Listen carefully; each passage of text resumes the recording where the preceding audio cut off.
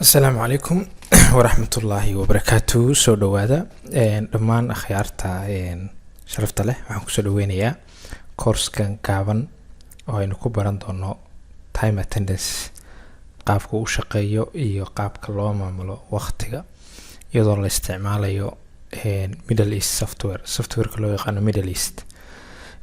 casharkan insha Allah hadaynu barano qofka casharkan ama koorsadan qaatay wuxuu awood u leeyahay any time attendance system kasta oo time attendance ku shaqeeya ha ahaada kan ama mid cusub oo yimaadaba ha noqdo in uu fahmo, maadaama ay isku qaab yihiin.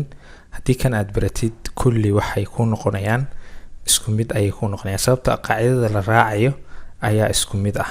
marka haddii aad kan fahantid mid cusub xitaa haddii lagu keeno way fududahay inaad fahantid. kana insha Allah waxa weeyaan inaad ku dabaqdaan goobihiina shaqo ama xirfadiina inaad ka dhigataan oo aad ku shaqaysan kartaan ama goobihiina shaqada ayaad joogtaan aad ku soo kordhin kartaan oo aad maaragtay waqtiga ilaalin kartaan. sababta waxa dhacda qof waqti hore yimid iyo qof waqti dambe yimid in isku xuquuq laga dhigo. Soomaalidan hore waxa uu tiraahdaa ninkii seexday sicii dibi dhalay yani waxa laga wadaa qofkii seexday de isaga seexdo dib dhacay marka de waxba malaha uu qadaya weeyaan. sidaas la mid marka labadii qof ee midna soo daahay midna soo dheereynaya haddii waqtigoodii aan record lahaynin laga fiirin karo aan lahaynin waa dhib. marka qofkii xitaa soo dheereynaya niyad jab ku noqonaysa wuxuu isku dayaa isaguna inuu iska soo daaho halkaan waxa ku xumaanaya shaqadii ayaa ku xumaanaysa.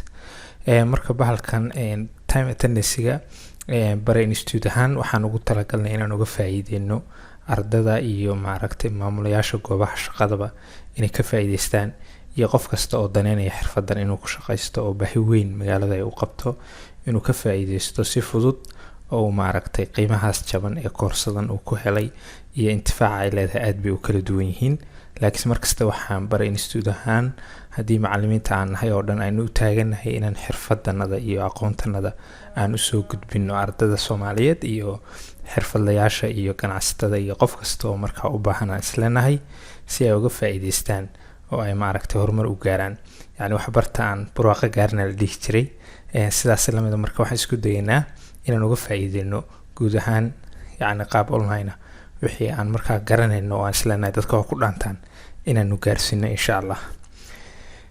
time attendance-gan marka casharkan ayaan marka ku baran doonaa insha Allah qaabka loo maamulo waqtiga iyo qaabka loo sameeyo.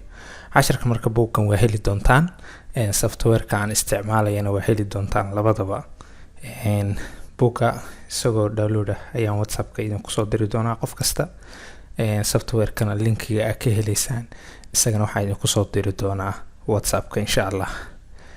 marka casharkan wuxuu u socon doonaa qaabkan ayuu u socon doonaa. waxaynu marka hore baran doonaa contactiga loo yaqaano installing inaan ku shubno horta computerka. computerka markaan ku shubno waxaynu arki doonaa workflow of the software sida uu shaqeeyo. software-ka marka ku shubtay computerkaaga shaqooyinka laga qabanayo waa maxay ayaan halka ku baran doonaa. program management waxa weeyaan device maintenance ayaa ugu horeeya, waa cutubka labaad ee ku xiga weeyaan.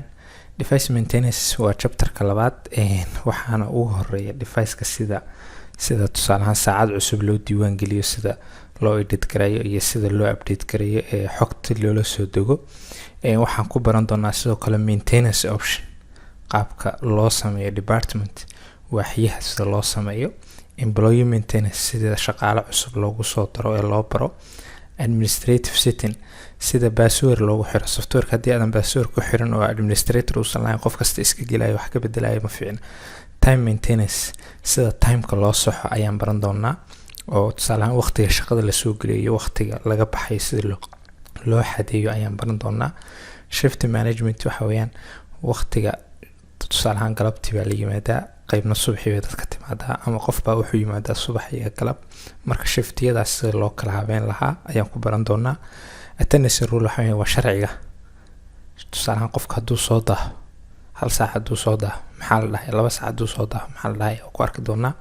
waxa ugu dambeeya printing attendance calculator inaynu daabacno printing inaynu ku sameyno yani attendance calculationkii ama attendance reportkii bila inaan u daabacno, usbuucle inaan u daabacno marka aan helo xogtii dadkii yacni soo daahay ama dadkii soo dheereeyay ee waxba lagu lahayn iyo dadkii wax lagu lahaa ayaan markaa iyadana ku arki doonaa casharka u dambeeya.